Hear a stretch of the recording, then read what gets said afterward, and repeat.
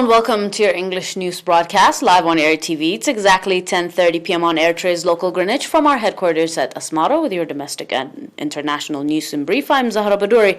But first we'll begin with your major headlines for this broadcast. Water and soil conservation popular campaign.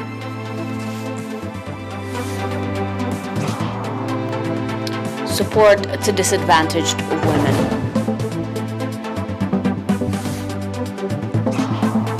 Mali, a French serviceman was killed in a clash with an armed militant group. Hawaii's CFO flying back to China after deal with U.S. prosecutors.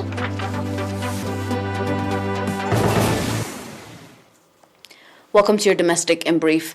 Residents of 5 villages in Haynaba administrative area Ad-Daqayh subzone are conducting extensive soil and water conservation activity as well as renovation of flood-damaged transportation route.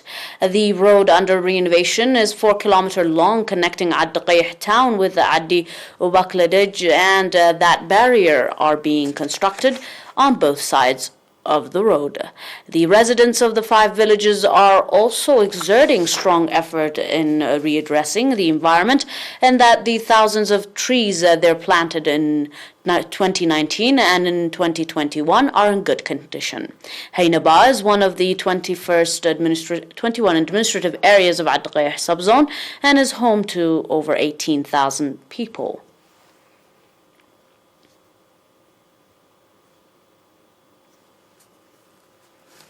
20 family caregiving women in Logo Ansaba subzone are provided with vocational training on bee farming and were provided with beehives to enable them start honey production, indicating that the training that was organized by the National Union of Eritrean Women branch was conducted from 16th to 20th September, and that the participants trainees were from Makarka, Debrai, Adhans, and Deki Shahai administrative areas.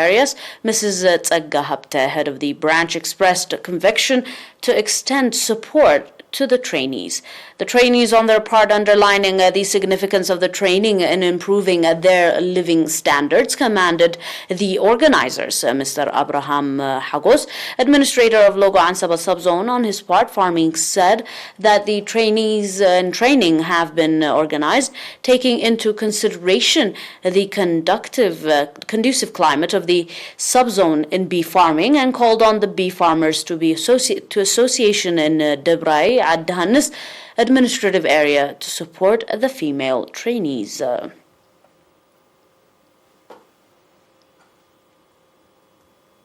On your final domestic meeting on avoiding harmful practices in general and that of underage marriage in particular was conducted in the southern Red Sea region on 22nd and 23rd September.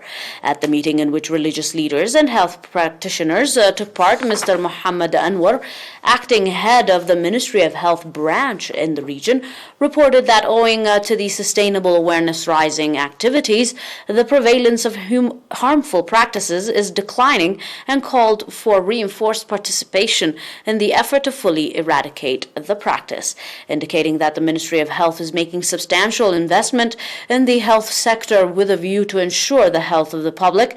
Mr. Mohammed called on religious leaders and the public to strengthen participation in the effort. Mr. Muhammad Ali, chairman of the Committee to Control the Practice of Harmful Practices, pointed out that the committees have been established at various levels to conduct awareness campaigns with a view to develop the understanding of the public on health issues, and so far commendable effort has been conducted.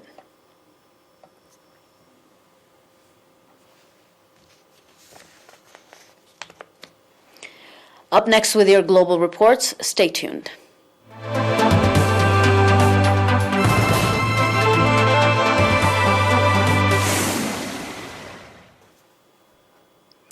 And on your reports on the international line, a French serviceman was killed early on Friday, September the 24th, in a clash with an armed militant group in Mali, French officials reported.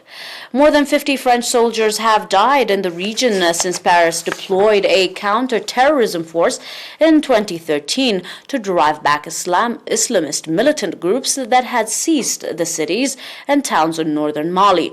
According to a statement from the French Defense Ministry, the soldier who was killed, Maxime Belasco, was part of the French unit deployed to a forested area near Mali's border with Burkina Faso. Their mission was to track down a suspected militant group that had earlier been spotted by a drone. The unit was supported by 2 attack helicopters and a surveillance drone, according to the statement. Armed militant engaged the unit at close range, and Belasco was shot by a sniper. The soldier quickly died from his wounds, was reported. The gunman who shot Belasco was killed, the ministry also reports. French forces earlier this month said that they had killed the leader of the West African affiliate of Islamic State in a drone strike in northern Mali.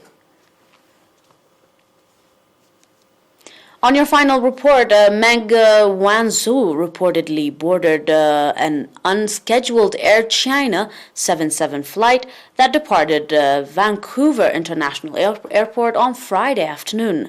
Hawaii Chief Financial Officer Meng Wanzhou has reached an agreement with U.S. prosecutors to end the bank fraud cases against her, officials said.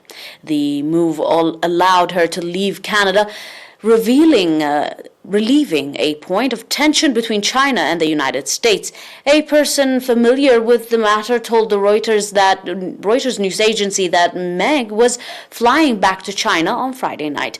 Canadian broadcast footage also showed Meng boarding a flight to the city of Shenzhen shortly after she was granted release in Vancouver court hearing, according to the AFP news agency. The South China Morning Post also confirmed that the news report, saying that about 2 hours after the court's decision, Meng boarded an unscheduled Air China 77 flight that departed Vancouver International Airport at 4:30 p.m. local time.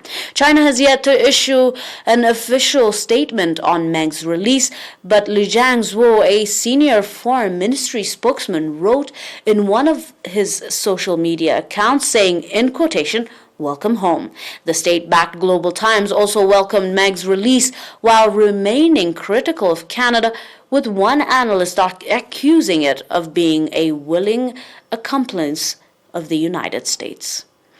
Dear viewers, that is all for now with your domestic and international news in brief. Until we are back with some more news, stay and enjoy the rest of our programs. But until then, these were your major headlines for this broadcast. Water and Soil Conservation Popular Campaign.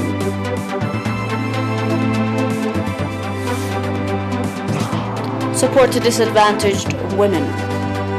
And meeting on avoiding harmful practices. On your international, a French serviceman was killed in a clash with an armed militant group in Mali. Huawei CFO flying back to China after deal with U.S. prosecutors. That is all for now. Have a nice one, and thanks for watching once more.